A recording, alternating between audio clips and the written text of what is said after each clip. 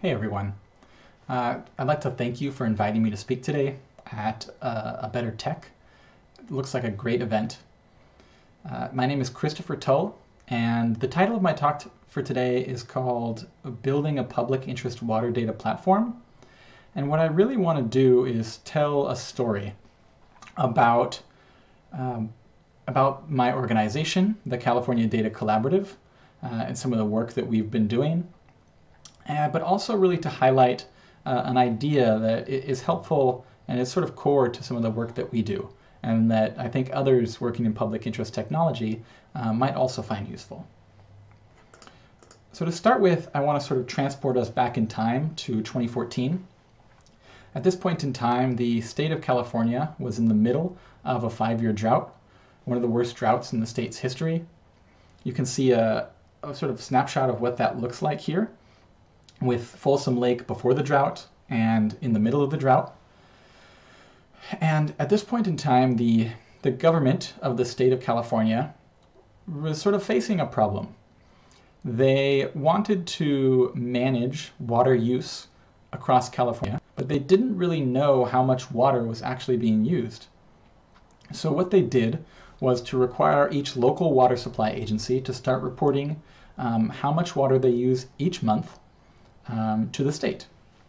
So now the state was building this data set, and fast forward a little bit to the spring of 2015, and things have not gotten worse. The winter was dry, and the state of California put into place these mandatory water mandatory water cutbacks for all the water supply agencies in the state. And so what they did was they were using this new data set that they were collecting to say, hey, you used to use this much water, now you need to cut back 20%, or you need to cut back 30%, or maybe even more, depending on which agency they were talking to.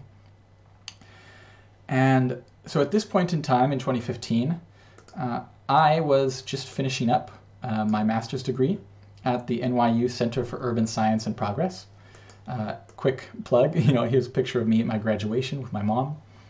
And I had returned to California when a buddy of mine named Patrick Atwater, he sent me an email, and he was saying, hey, I've got some water supply agencies who, they're willing to put in a little bit of money, they're willing to contribute some data, and they want to try something new.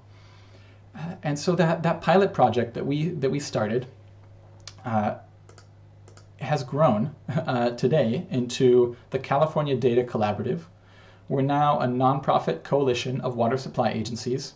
You can see our current membership over here on the right, representing agencies throughout the state. And we operate, you can think of us sort of like a trade association, but instead of focusing strictly on water use efficiency or strictly on how to manage a sewer system, we really focus on data, and in particular on data management, data science, and data for policy to inform water management here in California. So I joined Patrick for this adventure. At the time, it was a bit of an experiment, and we dove into the contentious, sort of sometimes arcane world of California water. And we did a lot in those early years, but one of the ideas that we sort of hit on during our learning and our research, and that has sort of stuck with us as a framework for our work continuing to this day, is a conceptual model and a lens to think about regulatory reporting data. So that this may have applications, probably has applications for other areas of government, but in the context of water supply, so let's think about the state of California. If you're one of the state water agencies, your job is to use the tools at your disposal, which is often regulation, to really try and ensure a reliable, safe, clean water supply for every person in California. Big problem there is that all the data, or most of the data, about whether the water is safe, clean, how much is being used, it's all maintained by the local water supply agencies that are actually on the ground maintaining the pipes and delivering water to people's homes. So if you want to be the state, you want to manage the state, the water supply of the state of California, but if you need data, you need to request that data. You need either voluntarily or you make it mandatory. And I've already given the example of this monthly water use reporting, but there are a lot of these reports. They cover the whole spectrum from water quality to groundwater to water use, water loss, water management planning. There's this whole suite of reports, but they often end up being sort of extra, at least extra from the perspective of a local water supplier. Their core mindset, their core mission is keeping the pipes working, keeping the water clean, keeping water coming out of taps. But then there are these additional requirements to gather a lot of data, to put this data in the right format and send it to the state so the state knows how to use it.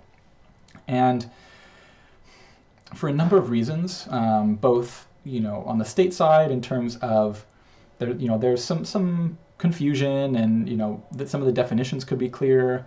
On the local side, there's sort of staffing difficulties. Many of these folks they're engineers, they're technicians, they're not data scientists. So some of the data could be better. It's not always the cleanest.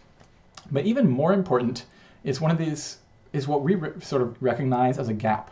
And that's this, in this diagram, it's this bottom line here, which is local water suppliers do a lot of work gathering data and preparing data that only serves the purpose of providing information to the state. But what do they get in return?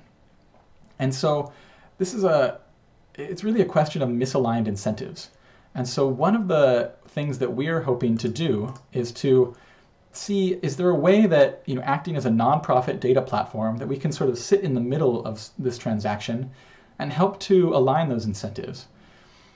And so one of the ways that we can do that is to make it easier for local water suppliers to provide data into the data platform. We can work with the data that comes straight out of their billing systems or is whatever the data format that they're already working with, and make it easy for them to get data into the platform. They don't have to play data scientist and run summary statistics and calculations themselves. But almost even more importantly, we can close the loop and provide something of value back to local water suppliers. We can provide data management tools, advanced data analysis to really help them understand their district, understand their system, and help them manage their operations. And we think that we can even provide value to the state through improved data accuracy, because unlike local water suppliers, we are data scientists. We know data. And we think that there's also an opportunity to provide data and tools to the state as well. So we really have this vision of closing this loop and creating this virtual data ecosystem that is much richer and hopefully more beneficial for everyone involved than the current state of things today.